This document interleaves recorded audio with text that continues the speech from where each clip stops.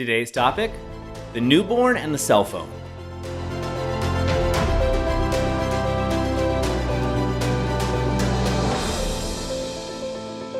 Hi, I'm Doug Holt, author of Your Own Story, and this is your Daily Growth Hack, where each day we give you a tip, trick, or insight to help you up-level what we call the 5 to thrive. That is your mind, your body, your soul, your relationships, and your business. Earlier today, I was actually rolling on the ground with my newborn. He's 6 months old. And as I was actually hanging out with him for a little bit, my phone went off. And normally I have my phone turned off, but I went to check the message. And as I was checking the message, in that moment, I realized that I wasn't being present. So I just set my phone down. Now, it wasn't more than about 10 seconds that my little boy, Bodie, he actually saw the cell phone on the ground and went for it. And that was the fastest I've ever seen him move. Now, I picked the cell phone up quickly and grabbed it and just put it into my pocket. But what I noticed was right away, he just turned and looked for the next toy and went for that and grabbed it. And what I thought immediately was, wow, this reminds me of multiple conversations I've had this week with clients, but also with friends, where they're actually stuck on one particular lane, one particular problem or one issue in their business or relationships, and they're actually focused on that. They've got tunnel vision on that problem without actually moving forward and then being able to pivot like my little son was able to do. Now, I get it. He's an infant and maybe there's all kinds of things going through his brain.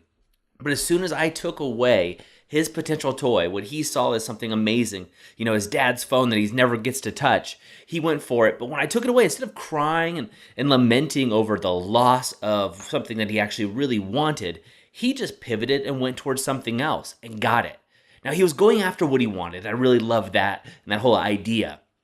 But at the same time, he was able to kind of release emotional attachment to the actual object itself and pivoted and realized his real goal was to play. He was there to play, and playing is exactly what he did. And because of that, he didn't do what I thought he was going to do. I thought he was going to go for my phone. I pulled it away, and then I thought he was going to start crying and looking at me kind of like, Dad, why'd you take that toy away from me? Give it back. That kind of attitude.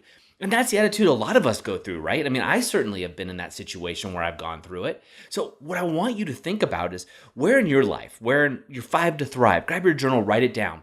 Where are you just so tunnel visioned on getting a particular outcome that you're not looking broadly at the possible pivots you could be making to get really what you want? So for example, let's just say you want to learn conversational Spanish. That was one of my goals, right? And you're so stuck on taking a particular course and taking to the end that you miss the opportunities around you where you could actually be having conversations with other people, reaching out to friends, other opportunities. Or let's say in your body. Let's say in your body you really, really want to try out for the varsity soccer team or something along those lines. I know we have a number of college students that are watching this. So imagine that. Imagine you're doing it. Now you're training and you are really working out hard, but for some reason you can't get to the gym. Now what's another outcome or what's something else that you're missing? Why are you going for that?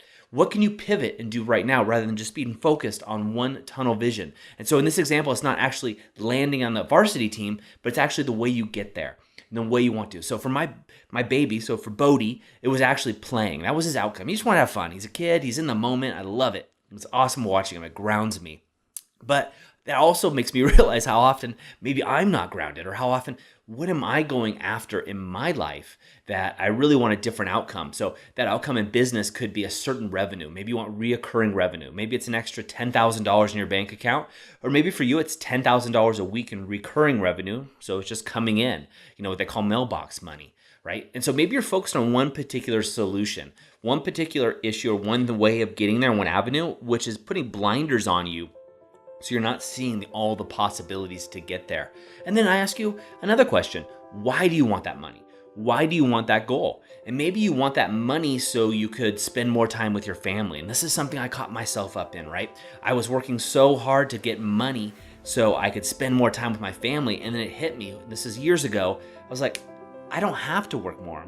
I make enough money. All I have to do is spend time with my family. This is ridiculous. And so shut down my laptop. I remember the day I did that. I just shut my laptop down and walked out and hung out with my family and realized I was busting my butt to be able to spend time with my family. And while I was busting my butt to be able to spend time with my family, I wasn't spending any time with my family. It made no sense, right? And we often do that. I'm sure you fall into this too. So grab your 5 to thrive and look at that.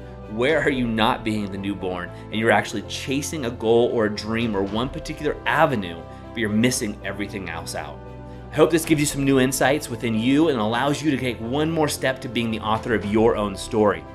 Remember, go over to authorofyourownstory.com where you can get the latest tips, tricks, and techniques right to your inbox. And make sure wherever you're watching this, whether it be YouTube, Facebook, iTunes, Stitcher, wherever you are, Spotify, make sure you subscribe, and I would appreciate a solid, heartfelt review. So this way we can get this message out to more people. That's it for me today. Remember, go out and be the author of your own story. I hope you enjoyed today's Daily Growth Hacks. Please put your comments right down below, and remember to click subscribe. This way we can ensure that we're delivering these daily growth hacks right to you each and every day. On behalf of the whole team here, remember, go out and be the author of your own story.